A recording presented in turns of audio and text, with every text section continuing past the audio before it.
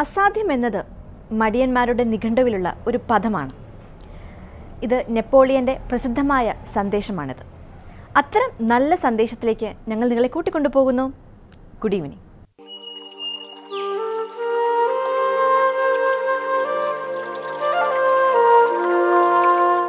ഒരു വർഷം അതിൻ്റെ അന്ത്യത്തിലെത്തുകയാണ്. പുതിയൊരു വർഷം സമാഗതമാകും. നമ്മുടെ മഹർഷിമാർ പറഞ്ഞിരിക്കുന്നത് നമുക്ക് 3 പ്രളയം ഉണ്ടെന്നാണ്. ഒന്ന്,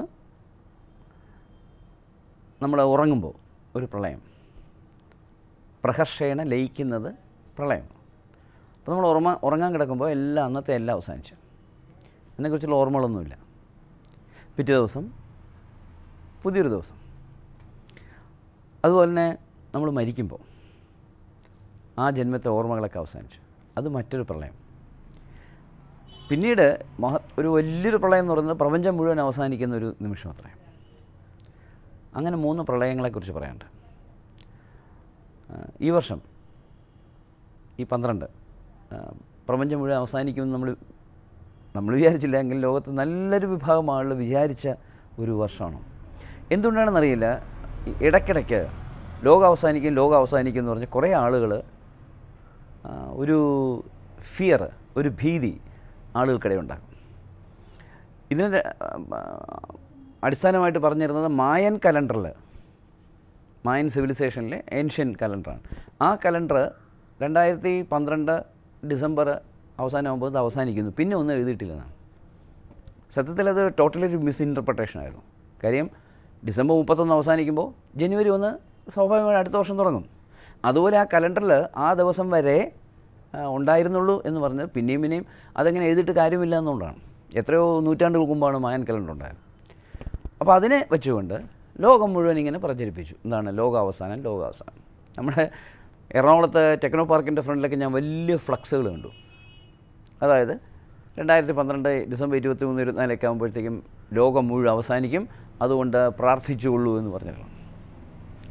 ഓസ്ട്രേലിയയിലൊക്കെ ചില TV ആങ്കർ പേഴ്സൺസും ജോക്കീസും ഒക്കെ രാജിവെച്ചു. എന്നിട്ട് അവർ പറഞ്ഞു, ഇനി ശ്രോതാക്കളെ നിങ്ങളെ ഞങ്ങൾക്ക് അഭിസംബോധന ചെയ്യാൻ കഴിയില്ല, കാരണം ലോകം അവസാനിക്കുകയാണ് എന്ന് പറഞ്ഞിട്ട്.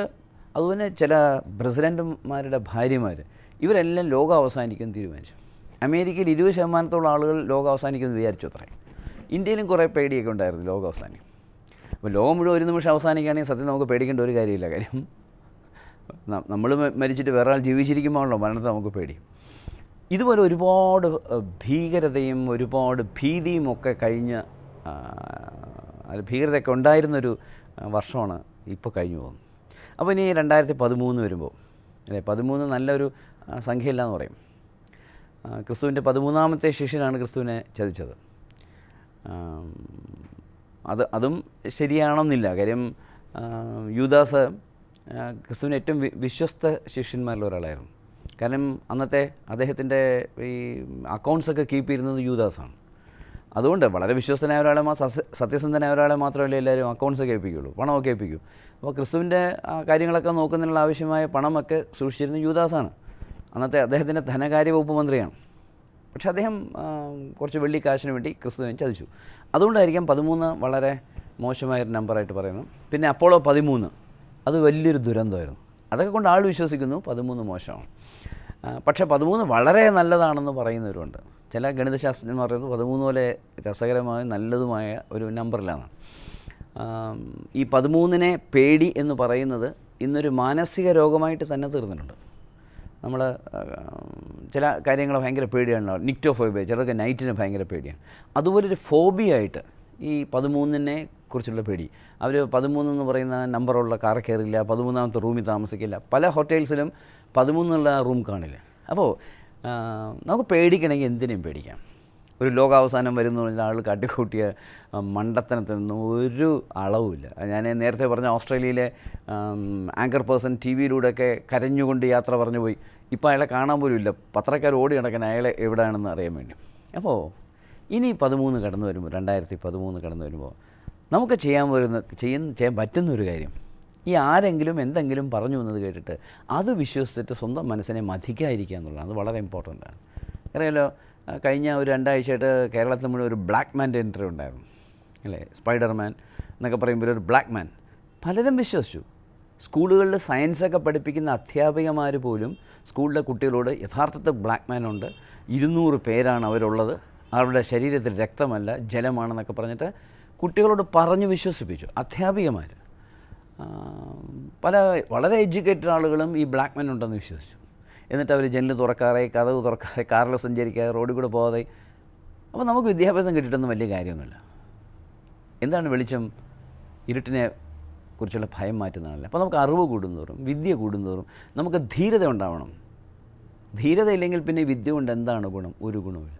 അപ്പോൾ ഒരു ബ്ലാക്ക് മാനെ പേടിക്കുക, അല്ലെങ്കിൽ ലോകാവസാനം വരുന്ന പറഞ്ഞ ആളുകളെ പേടിപ്പിച്ച് മതപരമായ കാര്യങ്ങളിലേക്ക് ജനങ്ങളെ കൊണ്ടുവന്ന് അവരെ ചൂഷണം ചെയ്യുന്ന ആഗ്രഹിക്കുന്ന പുരോഹിതന്മാരുടെ വാക്കുകൾ വിശ്വസിക്കുക, അല്ലെങ്കിൽ 13 എന്ന് പറയുന്നത് വളരെ മോശമായൊരു സമയമാണ്, ഇങ്ങനെയൊക്കെ വിശ്വസിച്ചും ഭയന്നും ജീവിക്കുന്നതിനേക്കാൾ ഏറ്റവും നല്ലത് ഏതൊരു തരത്തിലുള്ള അന്ധവിശ്വാസം വന്നാലും ഞാൻ അതിനെ ഒന്നും ഭയക്കില്ല, എനിക്ക് എന്താണോ ശരിയെന്ന് തോന്നുന്നു ഞാൻ ചെയ്യുക തന്നെ ചെയ്യും എന്ന് പറയുന്നൊരു ദൃഢവിശ്വാസമാണ്. അപ്പോൾ ജാതകത്തെ പേടിച്ച്, അതുപോലെ ചൊവ്വാദോഷത്തെ പേടിച്ച്, പൊരുത്തങ്ങളില്ലാത്തതുകൊണ്ട് വിവാഹം, ഇത്തരത്തിലുള്ള ഒരുപാട് ഭീതികൾ നിറഞ്ഞൊരു വർഷം കടന്നുപോയി. ഇനി വരുമ്പോൾ, അടുത്ത വർഷം വരുമ്പോൾ നമുക്ക് ഈ ഭയങ്ങളെ മുഴുവൻ എടുത്ത് റോഡിക്കളയാം. ഈ ഭയങ്ങളൊന്നും നമ്മുടെ മനസ്സിനെ ഭരിക്കരുത്. അർജുനനോട് ഭഗവാൻ പറയുന്ന ഒരൊറ്റ ഉപദേശം അതാണ്. ഇതാണ് ഭയമില്ലാതെ ജീവിക്കുക. ഭയം മനുഷ്യൻ്റെ മനസ്സിനെ നശിപ്പിക്കും, സമൂഹത്തെ നശിപ്പിക്കും, നമ്മുടെ ധർമ്മനിഷ്ഠയെ നശിപ്പിക്കും. അസത്യം കൊണ്ടാണ് വരുന്നത് എന്തുകൊണ്ടാണ്? ഭയം ഉള്ളതുകൊണ്ടാണ്. ഭീരുവാണ് സത്യം തുറന്നു പറയാൻ കഴിയാത്തവൻ, അവൻ ഭീരുവാണ്. അപ്പോൾ 2013 വരുന്നു, നമ്മുടെ വാതായനങ്ങളൊക്കെ നമുക്ക് തുറന്നിട്ടിരിക്കുന്നു, നമ്മൾ ന്യൂ ഇയറിലേക്ക് കിടക്കുന്നു. അപ്പോൾ നമുക്ക് ഈ നല്ല സായാഹ്നത്തിൽ നമുക്കൊരു നിശ്ചയം, ഒരു ദൃഢനിശ്ചയം ചെയ്യാം. 2013 ഞാൻ യാതൊരു അന്ധവിശ്വാസവും വിശ്വസിക്കുകയില്ല. അത് ബ്ലാക്ക് മാനായാലും ശരി, ലോകാവസാനമായാലും ശരി, ഇനി എന്തോ കുന്തമായാലും ശരി, യാതൊരു തരത്തിലുള്ള അന്ധവിശ്വാസത്തിൻ്റെ മുമ്പിലും തല കുനിക്കാത്ത 2013 അതാകട്ടെ നിങ്ങളുടെ ഈ വരുന്ന വർഷം എന്ന് ആശംസിച്ചുകൊണ്ട് സ്വാമി അശ്വതി തിരുനാളി signing off. Have a very good evening.